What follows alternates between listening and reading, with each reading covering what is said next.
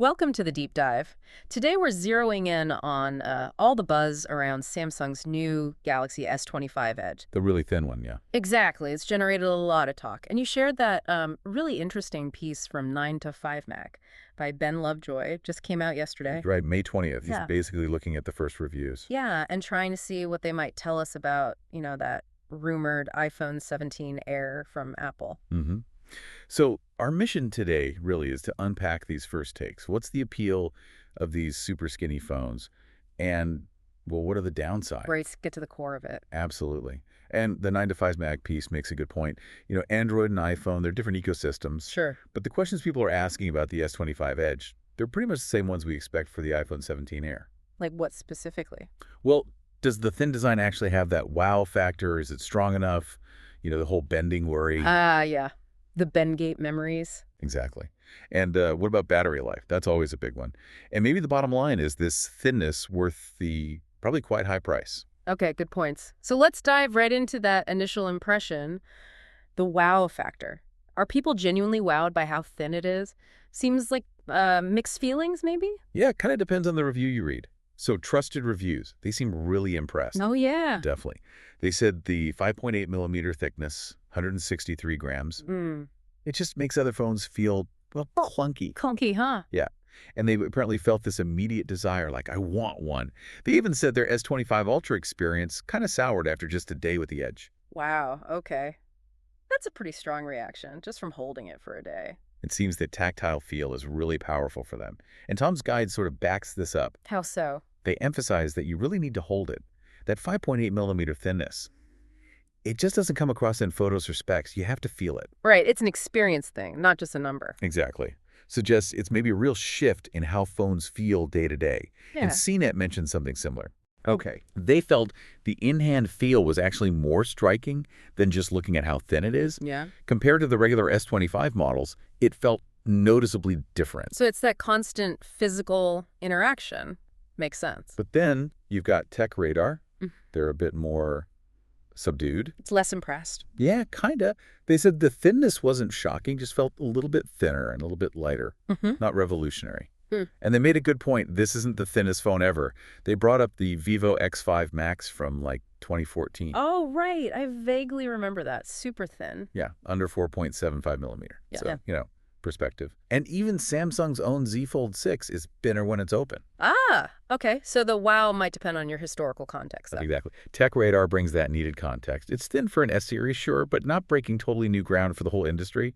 So maybe not a mind-blowing sensation for everyone. Got it. So a qualified wow on the thinness. But what about the big worry?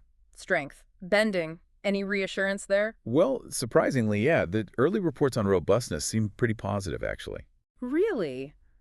That is surprising for something so thin. Tom's guide specifically said, despite being thin and light, it feels incredibly solid. Okay.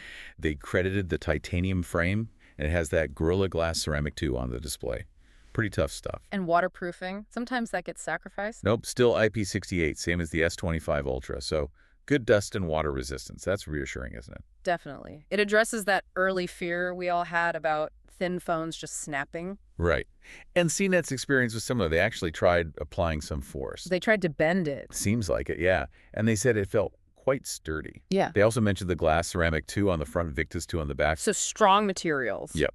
Though they did say they plan to do more testing, specifically about, like, keeping it in your back pocket. Ah, the classic back pocket bend test. Yeah. Still relevant. Very. But initial signs point towards it being surprisingly resilient. Okay, so maybe bending isn't the Achilles heel here. Cautiously optimistic, but uh-oh. There's usually a trade-off, isn't there? Yep. And here it seems to be battery life. That's coming up as a big, big concern in these early looks. I had a feeling you make something that thin, where does the battery go? Exactly. And Tom's guide really hit on this.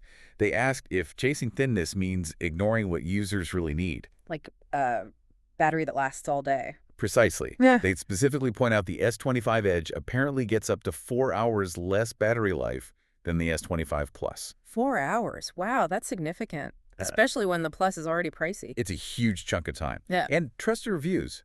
Their personal experience sounds frankly kind of alarming. Oh, no. How bad? They reported really fast drain with minimal use, like just over an hour of screen time. Okay. And the battery was down to 54% after only about 10 hours off the charger.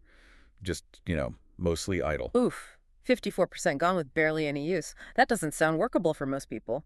Not really, no. It highlights the potential everyday cost of that design. Yeah. And TechRadar basically agrees. What did they say? They just flat out said it's unlikely to last a full day for most users, period.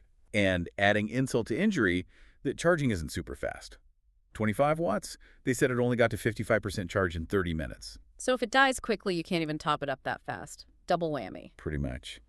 So yeah, that initial wow about the thinness seems to be crashing hard against this battery reality for the reviewers. It really makes you question the priorities, doesn't it? Form over function. Maybe too much. That seems to be the underlying question, which leads us to the overall picture and the price tag. Right. How does it all stack up, considering the cost? Well, the reception is clearly mixed right now. The market hasn't decided. But Tom's guide puts it bluntly. The S25 Edge is in a tough position. Why tough? Mostly the price. It's $1,099. That's like $200 more than the S25 Plus. Which has better battery life. Exactly. Yeah. And it's only $200 less than the top dog S25 Ultra. Yeah, that's an awkward spot, kind of squeezed in the middle. It really forces you to think about value. Are you willing to pay extra for the thin design knowing you're likely giving up a lot of battery life? It depends on the user, I guess. Probably. As the article suggests, if you're a really light user, maybe you can cope. But for average or heavy users, that battery life could be a deal breaker. The thinness comes at a cost to a really core function. Okay, so let's wrap this up. Pulling together what these early reviews are saying. Go for it. The super slim design definitely grabs attention initially, makes other phones feel kind of old-fashioned maybe, and surprisingly, it seems pretty sturdy. Bending might not be the main issue. Right. Seems like they engineered around that. But the battery life, that seems to be the huge sticking point, real concerns about making it through a day. Definitely the biggest red flag so far. And when you throw in that premium price, sitting awkwardly between the Plus and the Ultra, it really raises questions about who this phone is actually for. Exactly. You've got the gist of it. These first reactions, like Ben Lovejoy analyzed, give you a pretty good snapshot of the pros and cons. A shortcut to understanding this push for thinness and the compromises involved. Right. Valuable insight as we watch where phone design goes next. So that leaves us with a final thought for you, the listener, thinking about all this. What's the one thing about your phone you'd absolutely not sacrifice just to make it thinner? Yeah, is that super slim feel worth potentially lousy battery life? Or maybe cameras? Or screen quality? What's your non-negotiable? Something to chew on. Where do you draw the line as these devices keep chasing thinness? Interesting times ahead.